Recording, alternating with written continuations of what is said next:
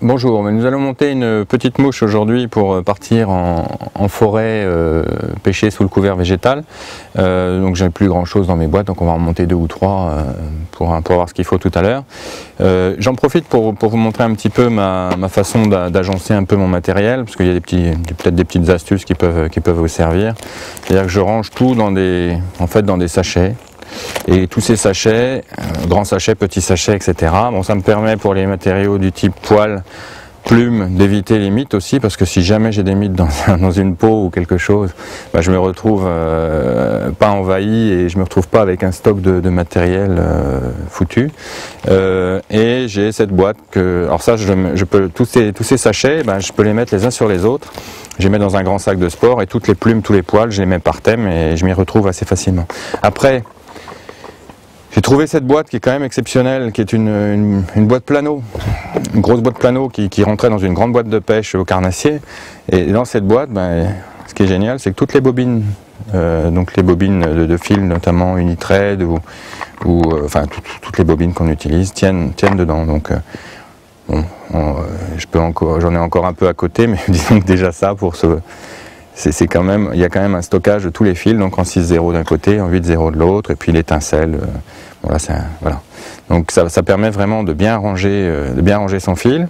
Et ensuite on a le deuxième niveau qui permet de stocker des tas de choses. Donc là il y a tout un tas d'hameçons, pareil, dans des boîtes Tiemco ou d'autres formats. De toute façon tous les formats de boîtes tiennent, hein, des Camazan ici. Après j'ai des petites boîtes dans lesquelles j'ai mes billes, hein, de lestage, donc de tout diamètre, hein, tungstène ou laiton. Alors évidemment, si on est suréquipé, on peut encore avoir besoin d'un peu plus de place, mais enfin ça permet déjà de ranger quand même beaucoup de choses.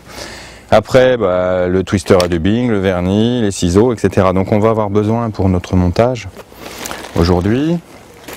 Bien sûr, j'ai besoin de mes ciseaux, de mon porte-bobine, peut-être un peu de poids, peut-être une pince à hacle, un peu de vernis, un twister, mon outil à clé. Voilà. Je pense que j'ai, et puis ma petite, mon petit truc à vernis, mais bon, voilà. Donc ensuite, j'ai besoin en fil de montage. Alors ça, c'est quand même une boîte qui est très pratique quand on part se balader. Je prends mon sac, je mets toutes les plumes et dubbing et matériaux dans le fond du sac et je pose cette boîte là par-dessus. Donc là, j'ai besoin pour ce montage-là d'une couleur de fil orange. On va prendre celui-là, ça marche bien. Donc du 8-0 pour faire un montage pas trop grossier. Voilà, j'ai pas besoin d'autre chose. Ça, on va faire une bouche vraiment très simple. Ensuite, mes hameçons. Ça, c'est encore un autre petit truc. Bon, c'est des petites boîtes du commerce, hein, GMC, d'Anical. Hein, c'est des petites boîtes sympas. Il y a différents formats avec le nombre de cases. Bon, là, pour mes hameçons, je colle avec un peu d'époxy, 2 composants. Là. Je colle des petites plaques d'aimants que je coupe, des plaques d'aimants qu'on colle sur les frigos. Là. Il faut essayer de trouver ça, c'est pas évident. Et puis après on les colle au fond et avec un peu d'époxy et on peut placer ces hameçons. Après j'ai découpé mes étiquettes de boîtes d'hameçons que j'ai décollées, que j'ai recollées dessus et ça me permet de très rapidement retrouver les hameçons. Donc là on va utiliser soit un D23BL, soit un Tiemco 100. Hein, pour monter cette mouche. Alors elle peut se monter en taille 14, je dirais que c'est l'idéal.